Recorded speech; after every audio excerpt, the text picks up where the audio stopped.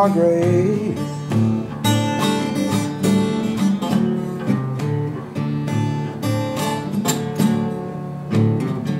And to keep on living, be some evil woman slave.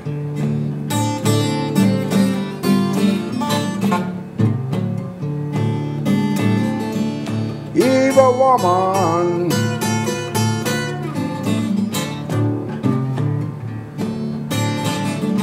evil down to her soul.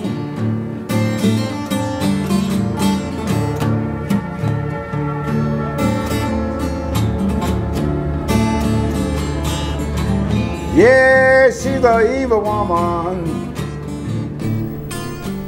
The Blue Front Cafe is located in Bentonia, Mississippi, on the southern edge of the Delta. Since 1948, this property has served as the nucleus of the African American community in Bentonia, providing a space for entertainment, social interaction, and cultural expression. As a music venue, it has also historically acted as a performance outlet for blues musicians connected to what many argue is a unique strain of Mississippi blues known as the Bentonia Sound.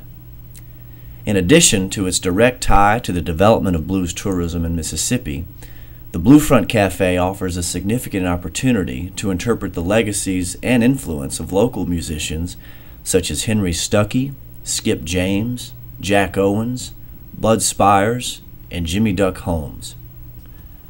As a recording artist with an international draw and owner of the Blue Front, Jimmy Holmes argues that this structure is the pulse of the African American community in his town. That question over and over and over. Why Bentonia? Why is the Bentonia sound? I guess you better go ask. I don't know. They say it's the tune of the guitar, like I said time and time again. Now, the guys that I learned from, they call it cross note, which is not a musical term, right, but it should be. Right. And the professional musicians say it's an open E or an E minor. But to sum it all up, I would much rather say it's tuned in cross note.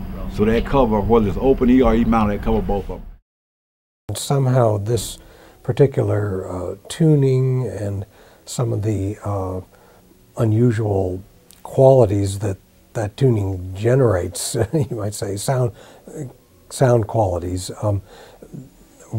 seems to have been localized there. Skip and Jack seem to have drawn almost entirely on some kind of an oral tradition, folk tradition.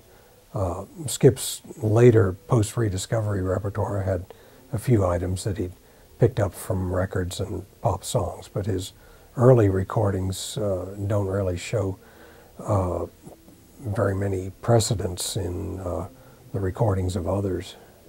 Jack ran jukes, or he made his house into a juke house, actually, and of course these were rural jukes as opposed to, say, the Blue Front, which is in town, which you might call more a cafe than a juke, although they can be kind of interchangeable.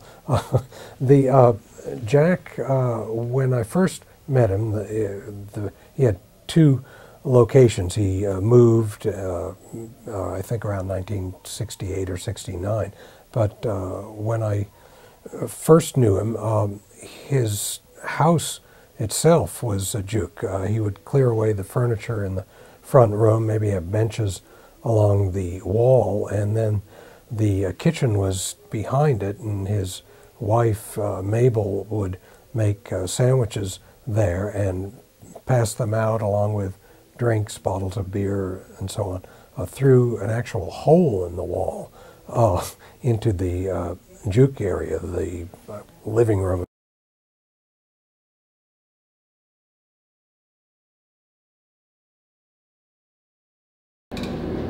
Well, I was on maybe a year old when she tell me. Like I said, I was born in 1947, and they started Blue Front in 1948. And it was a thriving business, from what she said. You know, pretty much good, 10, 12 years. Then people began to move away to the big cities, moved off the farm, tired of hard work. And I guess in the back of her mind, she seen the Blue Front as an avenue for putting her hands on a nickel or a dime or a penny every day. Because she told me that someday this particular type of business, you would think you was going to get rich. But then there was other time when you wanted to fold and go home. But she said the underlining of all of it, if she came here and opened up, she's going to put her hand on some money every day, whether it be a nickel, dime, a dollar. And she took care of 10 kids of her own, which is my sister's brother, 5 boys and 5 girls. She had some siblings, her sister's kid. Their mom passed when they were very young, and she raised them. And matter of fact, she took care of 14 kids, basically out of the Blue Front. There have been a time when I had to go to a convenience store, buy a 6-pack of pop, come put it in the cooler, or go buy 3 or 4 bags of chips to put on the shelf, or go buy a 12-pack of beer to put in the cooler to sell to my customers. Wasn't making a dime, but I guess for some reason I refused to fold.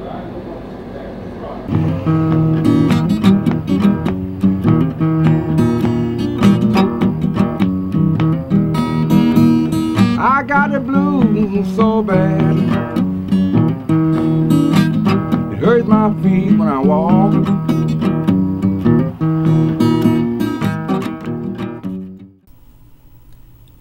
In 2007, the Blue Front received a Mississippi Blues Commission trail marker, thus involving the site within a statewide Blues Heritage Recognition program. While recounting the history of this site, this marker also stands as a signifier of the Blue Front's cultural importance in the region, as well as its new position within Mississippi's tourism economy. This documentary will therefore seek to place the Blue Front narrative within a larger context of current blues tourism efforts, including the establishment of the statewide Blues Heritage Trail.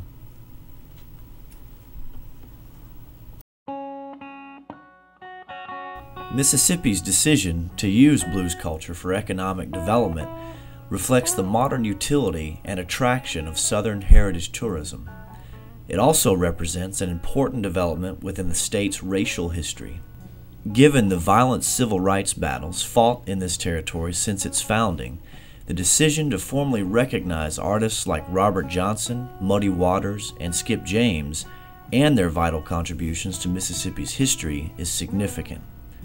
Although blues festivals have long been fixtures on the landscape each year, a developing Mississippi Blues Commission and associated statewide blues trail represents powerful interpretive opportunities. While the potential for a more dynamic historical and cultural narrative in the state is evident, the direct relationship with the economic imperatives of heritage tourism also greatly complicate the endeavor.